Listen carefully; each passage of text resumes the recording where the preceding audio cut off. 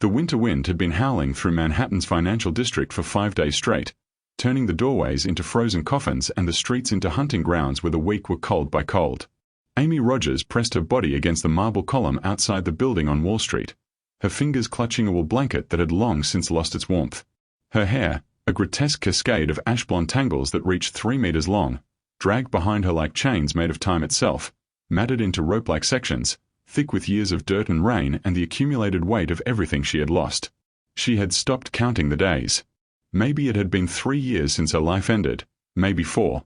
Time moved differently when you became invisible, when every hour was about finding warmth, when the only measure that mattered was how many more nights your body could survive before the city finished what it had started. The brass door of the establishment opened and a column of golden light cut across the icy sidewalk. Amy shrank deeper into the shadows, her pulse hammering against her ribs. She knew the rules of this territory. The building behind her was not simply expensive. It was Monaldo territory. She had heard the name whispered with fear across 5 boroughs, had seen the black SUVs with tinted windows, the men in tailored suits who moved with predatory precision, the way even police officers looked away when they passed. A security guard stepped out, broad-shouldered and deliberate, his breath forming clouds in the frigid air. He froze when he saw her, his gaze traveling from her hollow face to the impossible length of her filthy hair coiled around her like something that had grown wild while the woman inside it died inch by inch. For a moment neither of them moved. Then Amy raised one trembling hand, not to beg. She had sworn she would never beg. But the cold had become a living thing, burrowing into her bones, and dignity was a luxury she could no longer afford. The guard glanced up at a window on the 3rd floor, uncertainty flickering across his face. Then he did something unexpected. He spoke into his radio, received a response that made his eyebrows rise, and stepped back toward the door. He held it open, warm air spilling out like a promise, and gestured for her to enter. Amy waited. She always waited. Trust was another luxury, and she had learned its price the day her life was destroyed by people she had believed in. When she finally took a step forward, her legs nearly buckled beneath her. She had forgotten what warmth felt like. She had forgotten what it meant to be invited inside instead of driven away. She did not know that someone was watching her from the window on the 3rd floor. She did not know that this single moment of mercy would transform everything. Before we continue, do me a favor. I spend up to 20 hours crafting each cinematic story for you to enjoy for free. However, YouTube only shares these videos if you engage. Currently, 97% of you are watching unsubscribed. If you're enjoying this journey, please take 2 seconds to hit subscribe. It costs nothing, but it's the only way this channel survives and grows. Also, comment below with your location. I love seeing how far these stories go. Now, let's continue. Lawrence Monaldo stood at the window of his private office, a glass of bourbon untouched in his hand. He was 40 years old, with dark hair beginning to gray at the temples and eyes like polished obsidian, cold, assessing, missing nothing.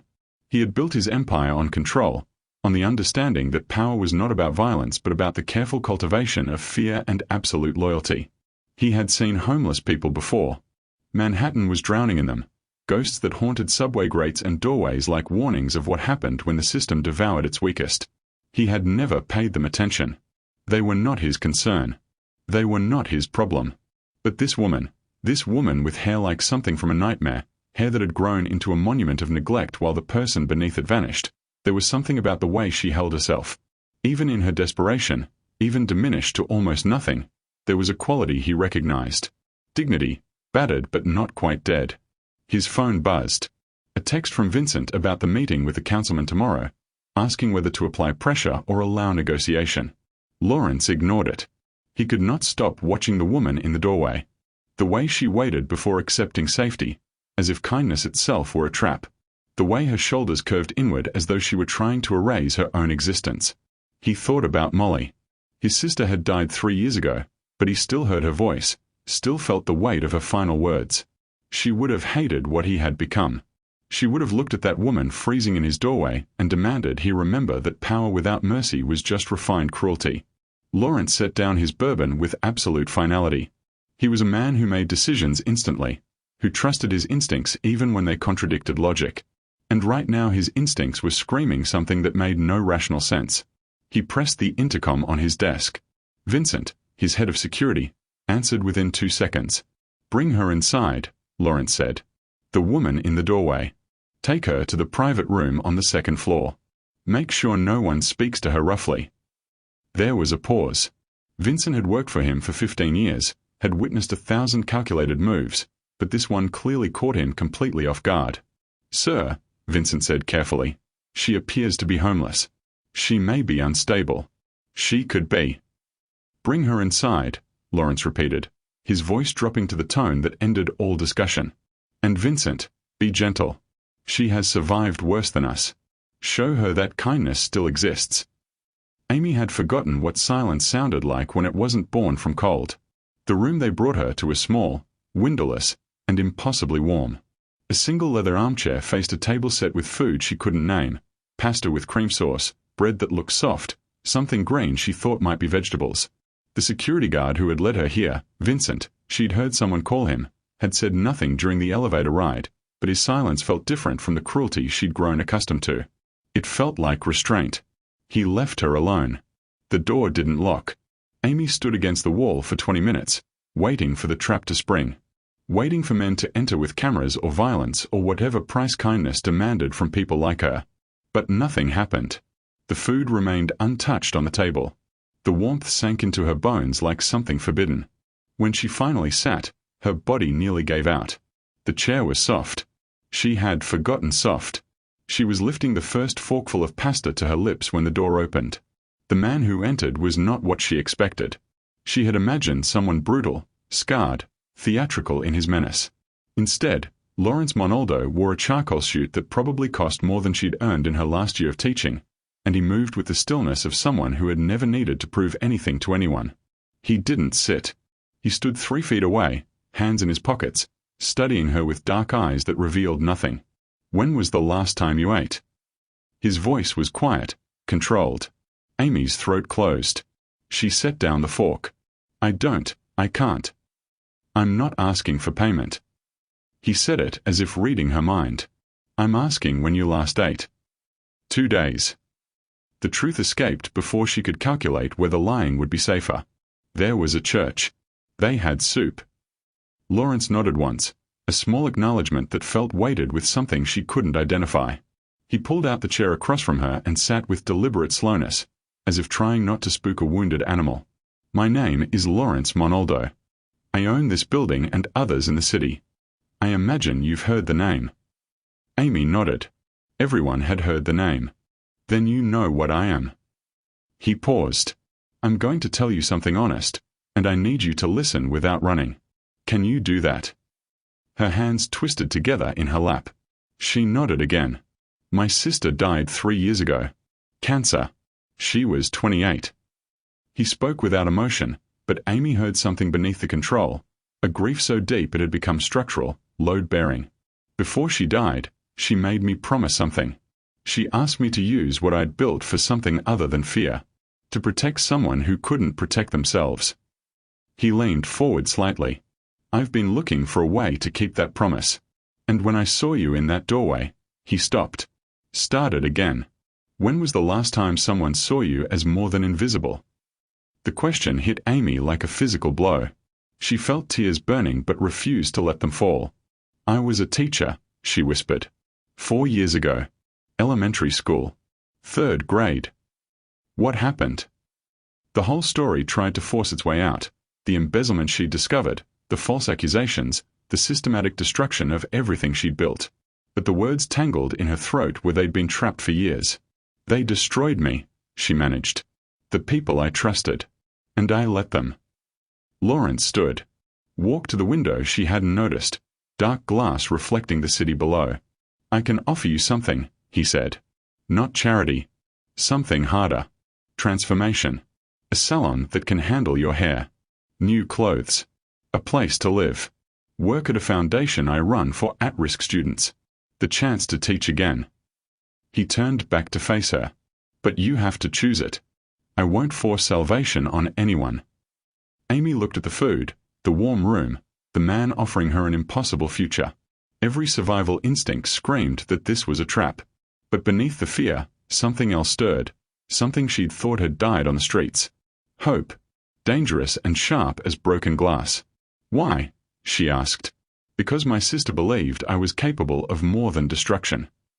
His voice dropped to something almost vulnerable. And I need to prove she wasn't wrong. Amy closed her eyes. Opened them. Nodded once. Yes. The word felt like surrender and resurrection at once. Amy woke to silence and the shock of warmth. For 3 seconds she didn't remember where she was. Then it came back. The room, the food, Lawrence Manaldo's controlled voice offering her an impossible future. She had fallen asleep in the chair sometime after midnight, exhausted beyond the capacity for fear. Someone had covered her with a blanket. The table held breakfast now. Coffee that smelled real. Toast. Eggs that were still warm. A note in precise handwriting. 8. The car leaves at 9. Amy's hand shook as she lifted the coffee cup. The heat against her palms felt obscene, like something she had no right to touch. She found a bathroom attached to the room, marble and chrome and a shower with water pressure that felt like violence against her skin. She stood under the spray for 40 minutes, watching years of grime spiral down the drain, until the water ran clear and her skin was raw and pink. When she looked in the mirror, she barely recognized the face staring back. Gaunt. Pale. But clean. The hair was still impossible. 3 meters of matted blonde horror that no amount of water could penetrate. Vincent drove her through Manhattan in an SUV with windows so dark the city looked like a film noir. Amy pressed her face against the glass, watching the Upper East Side materialize, buildings made of old money and inherited power, streets where people like her ceased to exist.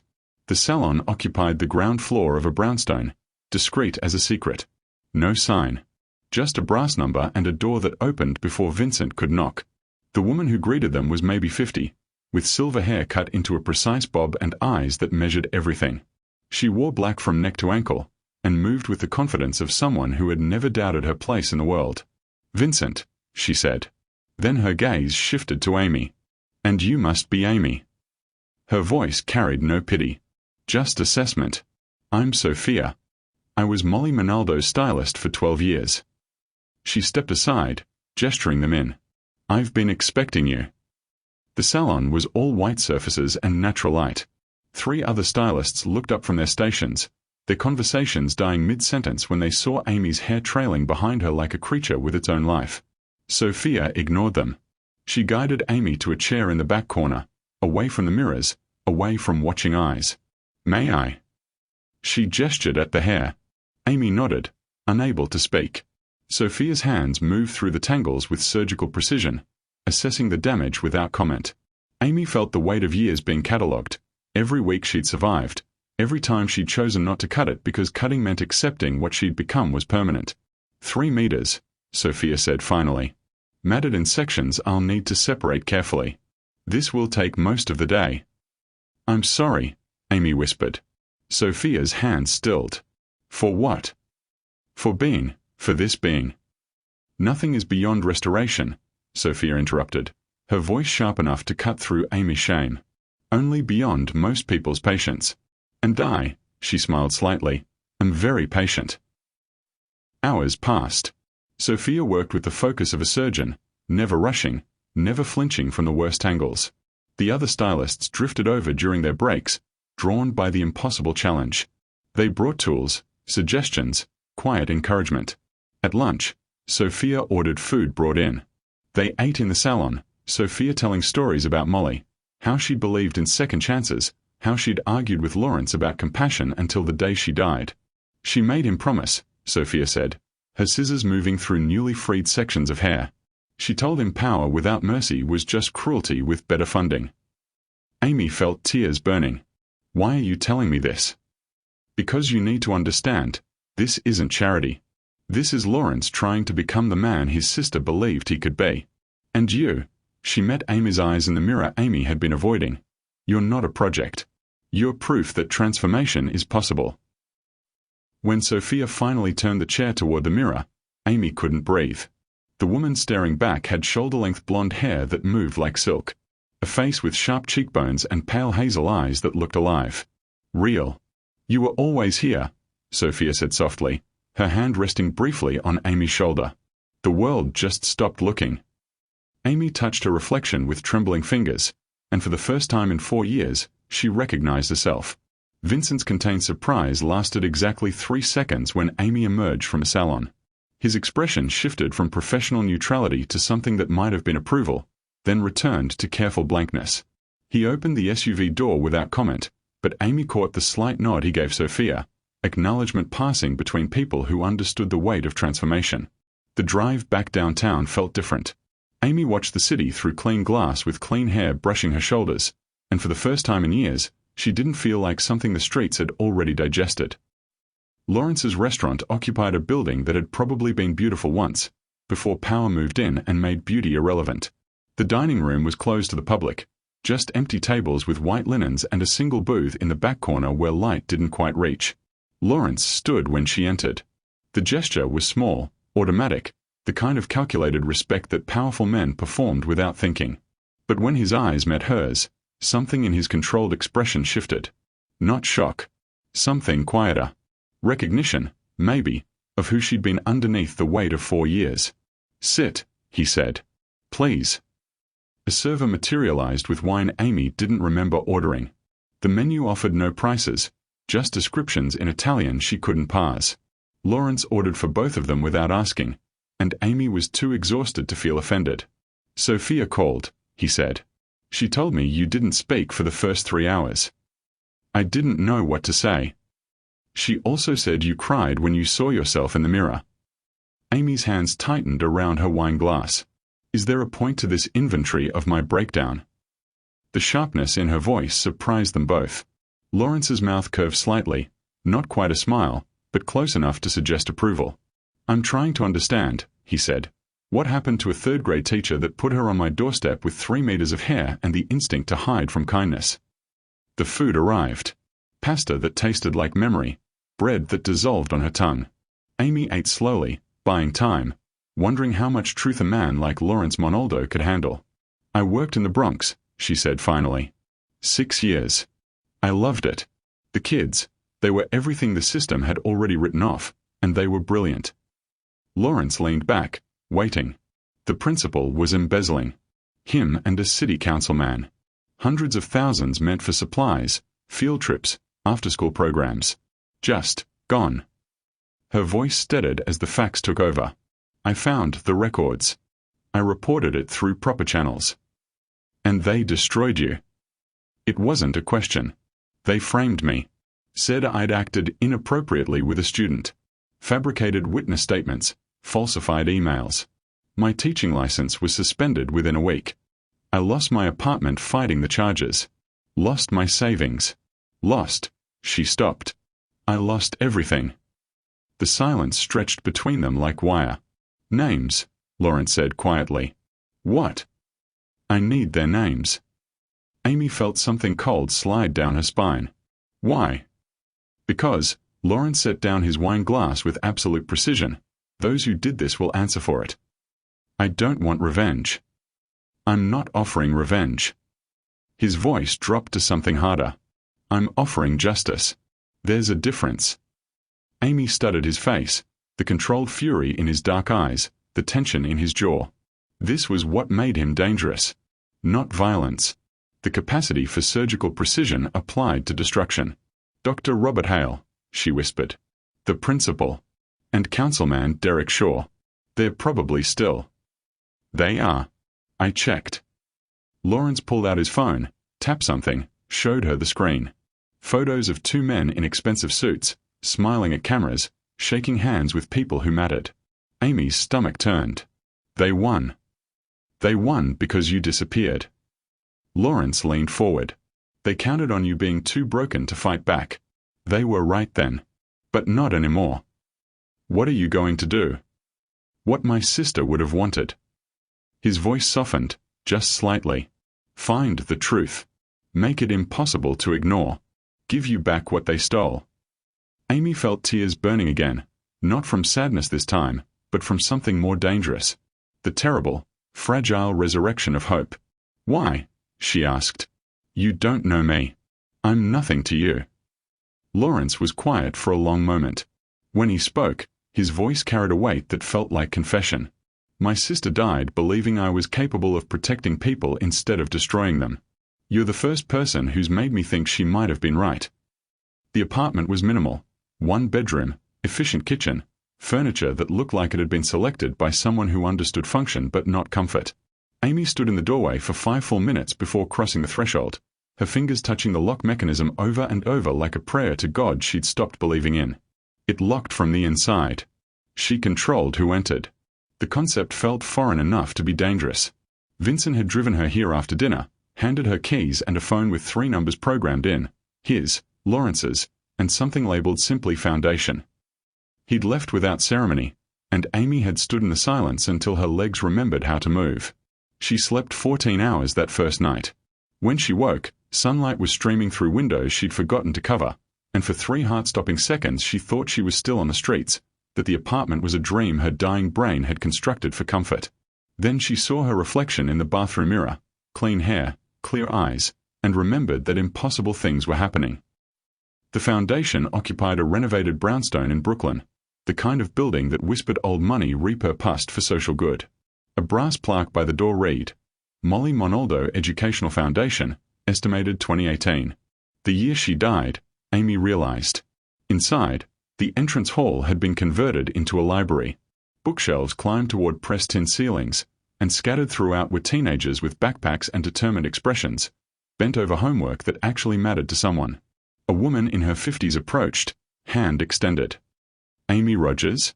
I'm Patricia Bright, Program Director. Lawrence said you'd be starting today. No questions about where Amy had been. No pitying looks. Just the assumption that she belonged here, that teaching was something her hands still remembered how to do. Patricia led her through rooms that hummed with purpose, tutoring sessions in corners, college prep workshops, a computer lab where students built websites and futures simultaneously. The staff nodded as they passed, welcoming without interrogation, and Amy felt something in her chest begin to unknot. You'll work with our literacy program, Patricia said, stopping outside a bright room where 8 students sat waiting. Ages 10 to 14, reading at 3rd to 5th grade level. Most have been failed by their schools. All of them have been told they don't matter. She handed Amy a folder thick with lesson plans. Show them they were lied to. The first student who raised his hand was maybe 12, with careful eyes that had learned to expect disappointment. Miss Rogers. His voice cracked slightly. Is it true you used to teach in the Bronx? Amy's throat tightened. Yes. PS 47. My cousin went there. She said. He stopped, uncertain. She said what? That you were good. That you made her feel like she could do things. Amy had to look away. Pressed her palm against the desk until the wood grain bit into her skin. When she could speak, her voice was steadier than she expected. Then let's prove her right. 3 weeks passed like stolen time. Amy fell into rhythms she'd thought were dead. Planning lessons, grading papers, learning her students' names and the specific ways each one had been failed by systems that should have protected them. She arrived early, stayed late, felt purpose settled back into her bones like muscle memory returning after injury. The staff absorbed her without fanfare. They had coffee together, shared complaints about bureaucracy, invited her to after-work drinks she politely declined because social interaction still felt like touching a hot stove. Lawrence visited every other week, appearing in doorways with the same controlled presence he carried everywhere. He reviewed programs with Patricia, spoke to students who looked at him with the complex mixture of fear and hope that power always generated, and caught Amy's eye across crowded rooms with something that felt like checking in. She started noticing when he arrived. Started listening for his voice in the hallway. Started recognizing the dangerous truth that she was beginning to trust him. One afternoon, a girl named Maria stayed after class, her hands twisting her backpack straps into knots.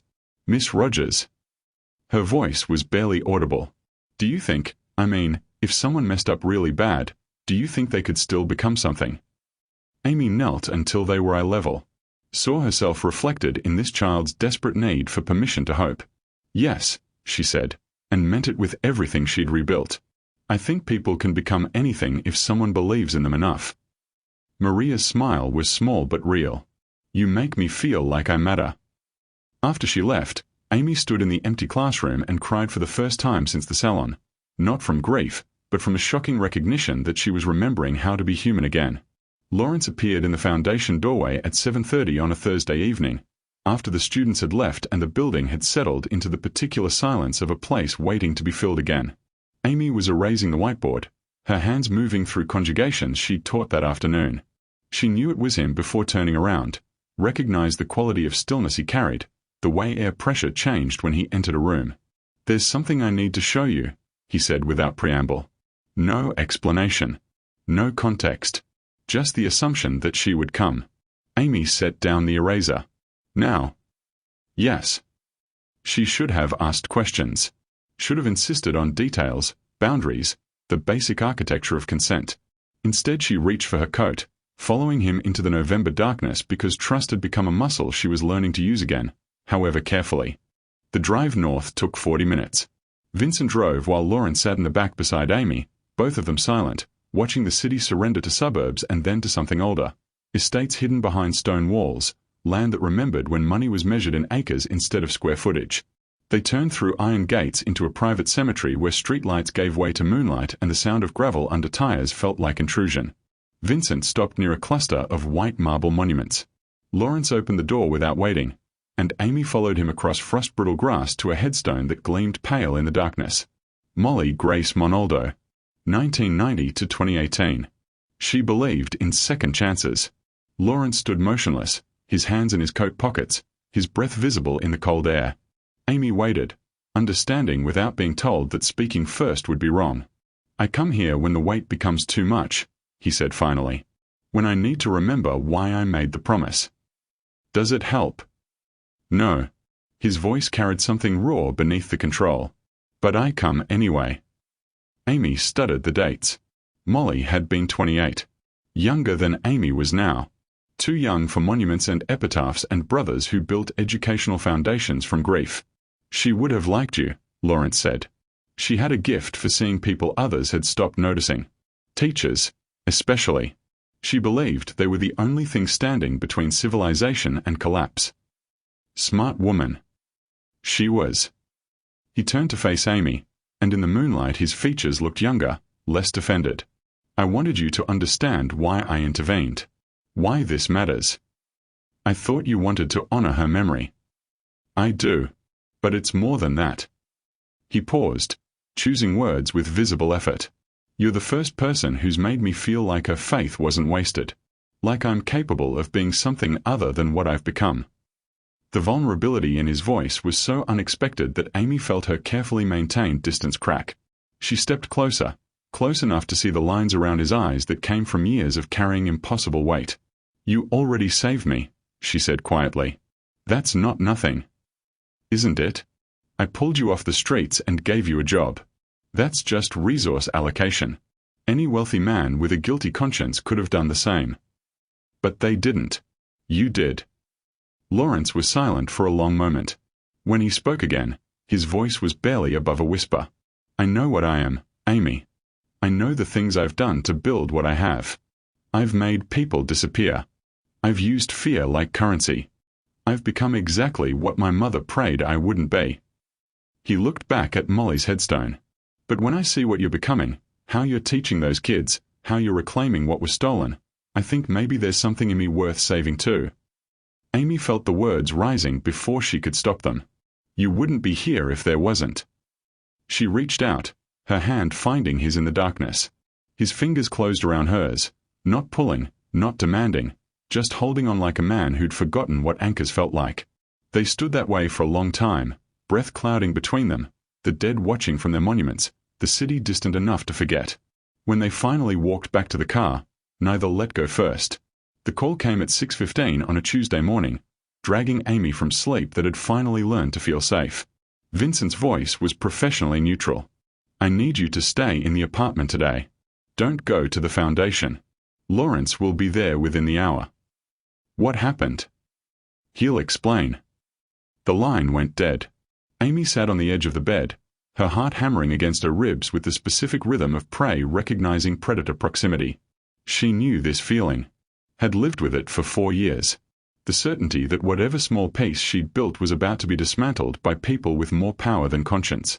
Lawrence arrived in 43 minutes. She'd been counting. He wore the same controlled expression she'd seen across dinner tables and in foundation hallways, but something beneath it had gone cold and surgical. This was the man people feared. The one who made problems disappear. They know, he said without sitting down. Amy's hands went numb. Who knows what? Dr. Robert Hale and Councilman Derek Shaw. They know you're alive. They know where you're working.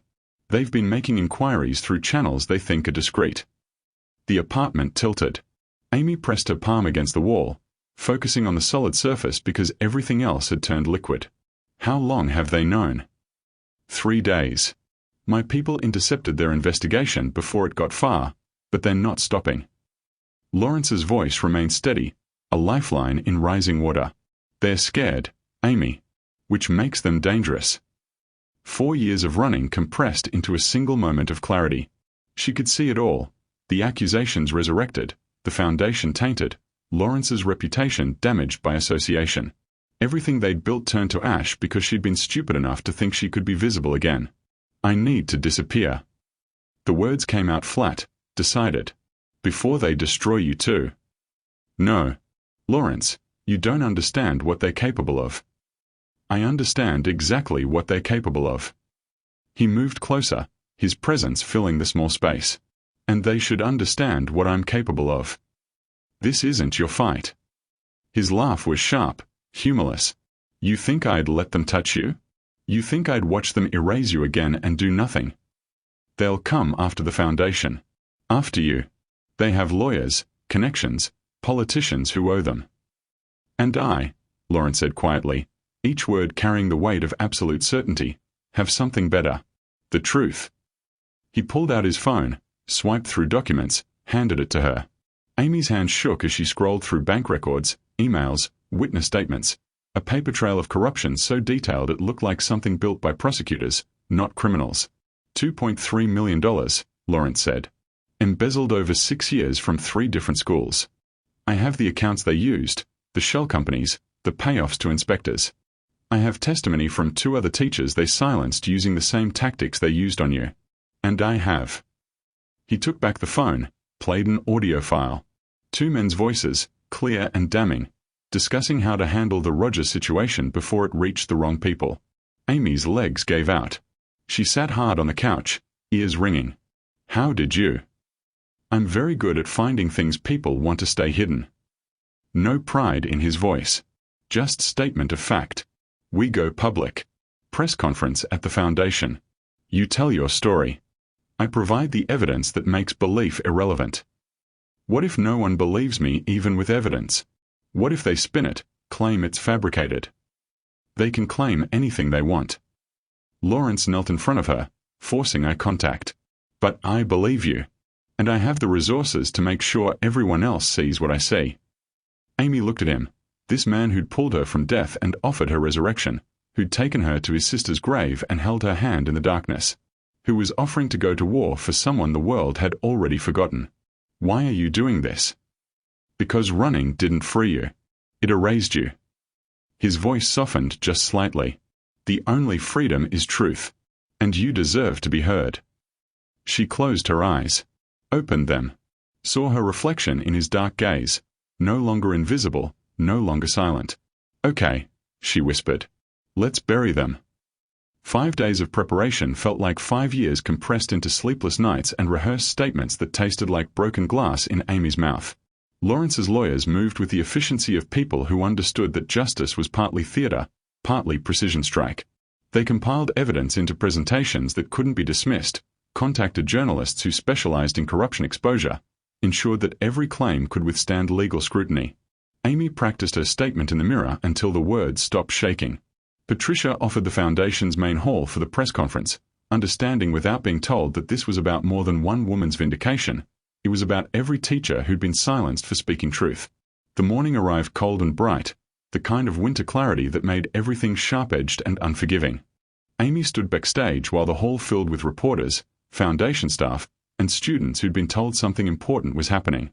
Through a gap in the curtain, she saw them arrive, Dr. Robert Hale and Councilman Derek Shaw, flanked by lawyers in expensive suits, wearing the patient confidence of men who'd never faced consequences. Her stomach turned to ice. Lawrence appeared beside her, close enough that she could feel his presence like a shield. You don't have to do this. I can present the evidence without you. No. Her voice was steadier than she expected. I need to say it myself. Patricia gave the signal. The curtain opened. The podium felt like standing at the edge of a cliff. Amy gripped its sides, looking out at the sea of faces, some curious, some skeptical, some already recording on phones that would broadcast this moment to infinity. She saw Hale lean toward Shaw, whisper something. Both men smiled. The fury that ignited in Amy's chest burned clean and cold. "My name is Amy Rogers," she began. 4 years ago, I was a third-grade teacher at PS 47 in the Bronx. I loved my job. I was good at it. And I discovered that my principal and a city councilman were stealing from the children I taught. Hale stood abruptly. "This is slander. This woman was terminated for misconduct. I was framed." Amy's voice cut through his objection like a blade. "You fabricated evidence, coerced witnesses, and destroyed my career because I threatened to expose your embezzlement scheme. These are the delusions of someone who—" "Dr. Hale." Lawrence's voice was quiet, but it stopped the room cold. He stepped to the podium, laid a folder on its surface with surgical precision. "I have bank records showing $2.3 million transferred from school accounts to shell companies you control. I have emails between you and Councilman Shaw discussing how to handle the Rogers problem. I have testimony from 2 other teachers you silenced using identical tactics." He opened the folder. Photographs projected onto the screen behind them. Documents, transactions, communications that couldn't be explained away. Shaw's lawyer stood. "This is clearly fabricated." "I also have this." Lawrence played the audio file, volume high enough to fill the hall. Shaw's voice, clear as confession. "We bury her the same way we buried Thompson and Martinez. False misconduct claim, suspended license, legal fees until she breaks. She'll disappear like the others." Hale's response: "What if she keeps fighting?" "No one fights when they're homeless. Trust me." The silence that followed was absolute. Amy watched the color drain from both men's faces, watched their lawyers exchange glances that meant the defense had just collapsed, watched 4 years of running compress into this single moment of being heard. "I didn't come here for revenge," Amy said, her voice carrying to the back of the hall. "I came here to make sure no other teacher is silenced for telling the truth. That no other child loses the education they deserve because adults chose profit over integrity." Cameras flashed. Reporters shouted questions. 2 men in suits, not lawyers, something official, approached Hale and Shaw with badges visible. Lawrence's hand found Amy's elbow, steadying. "How do you feel?" Amy watched them being escorted out, handcuffs glinting under fluorescent lights, power dissolving in real time. "Like I exist again," she whispered. Later, after the reporters left and the statements were given, Amy stood in the empty hall where she'd reclaimed her voice. Patricia squeezed her shoulder in passing. Students hugged her with fierce pride. Lawrence waited by the door, patient as always. "What happens now?" Amy asked. "Now?" He smiled, rare, genuine. "Now you teach. And I keep my promise to Molly." Amy looked at him, this ruthless man who'd chosen mercy, this destroyer who'd learned to build. "Thank you," she said. "Don't thank me yet." His eyes held something warm, something dangerous. "We are just getting started." Summer arrived like forgiveness, softening the city's edges and turning the Foundation's rooftop garden into something that felt almost sacred. Amy stood at the railing, watching the sun descend behind Manhattan's skyline, painting the buildings in shades of amber and rose. Below, the Foundation hummed with evening tutoring sessions.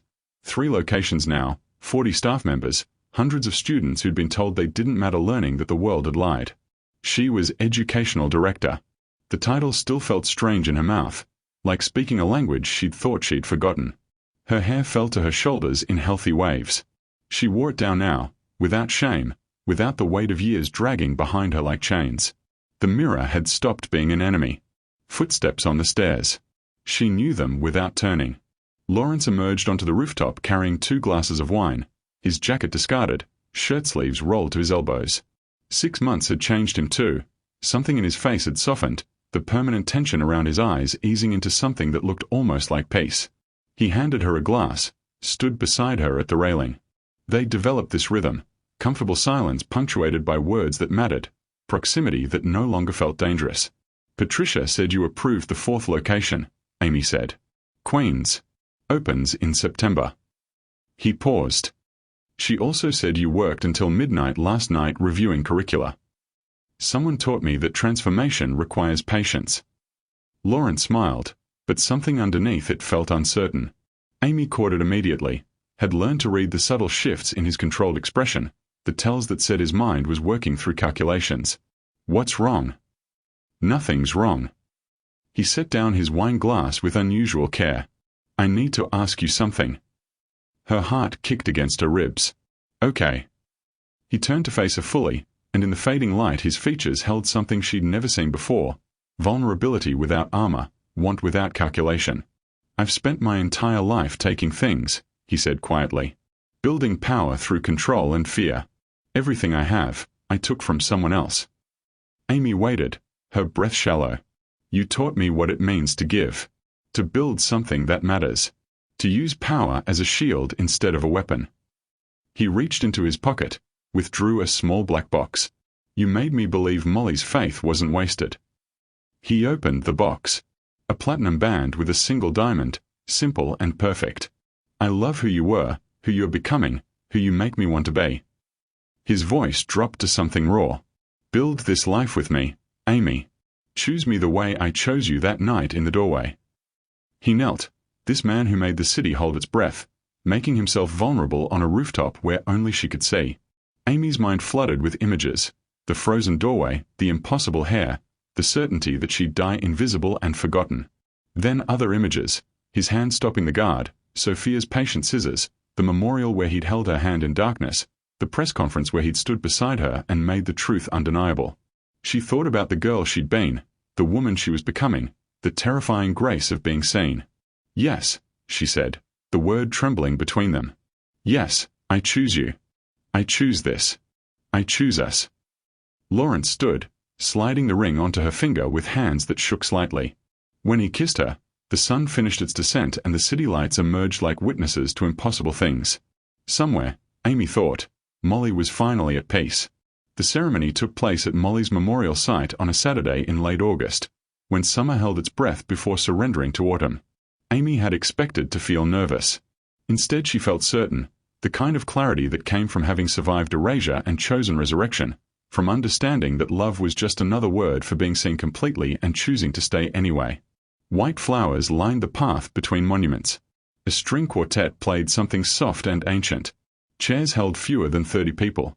Vincent and his wife, Sophia with tears already threatening, Patricia and the foundation staff, a handful of students who'd learned what second chances looked like. No crowds. No spectacle. Just witnesses to something that mattered. Amy wore ivory silk that moved like water, her hair loose and held back with wildflowers that Sophia had woven through with careful fingers that morning. No veil. No artifice. Just a self, visible and unafraid. Lawrence stood beneath an arch of white roses, wearing charcoal grey that made his eyes look impossibly dark. When he saw her walking toward him, his controlled expression cracked into something unguarded. Wonder, maybe, or the specific relief of a man who'd stopped believing in grace and found it anyway.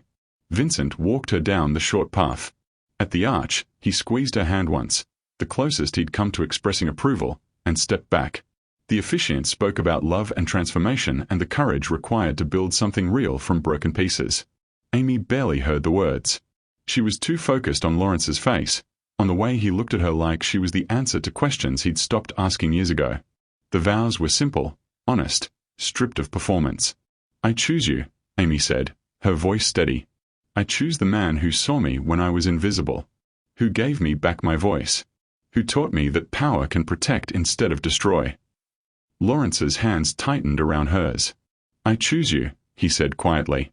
I choose the woman who made me believe I could be more than what I'd become, who showed me that mercy isn't weakness, who proved Molly's faith wasn't wasted. The rings exchanged. The kiss sealed without hesitation or doubt. The witnesses applauded, and Amy felt the weight of 4 years on the streets dissolve like morning frost under sunlight. The reception spilled across the memorial grounds as twilight descended. Sophia cornered Amy with champagne and fierce pride. Students gave awkward toasts that made everyone laugh. Vincent actually smiled. Lawrence pulled Amy away from the crowd as stars emerged, leading her to Molly's headstone where this had all begun. Did you ever imagine this? Amy asked, her head resting against his shoulder. No. His voice was quiet. I never let myself imagine anything this good. Do we deserve it? He was silent for a moment, considering.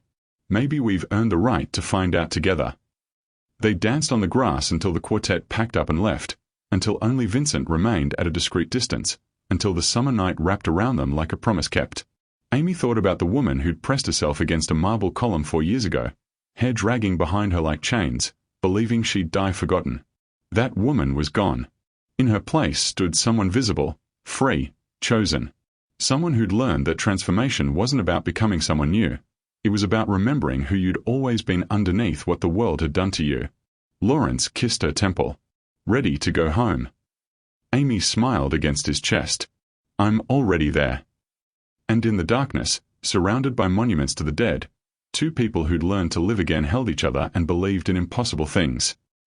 If this story touched your heart, please like this video and subscribe for more stories of transformation and second chances. Drop a comment below and tell me, where are you watching from? Globe showing Europe, Africa. What part of Amy and Lawrence's journey hit you hardest? Do you know someone who needs to hear this story? Because Amy's story is about every person who's been erased, silenced, or forgotten, and needs to be reminded that transformation is possible. Share this with someone who feels invisible right now. Remind them they matter. That their story isn't over. Comment your location below. Let's build a global community of people who believe in second chances. I read every single one. Thank you.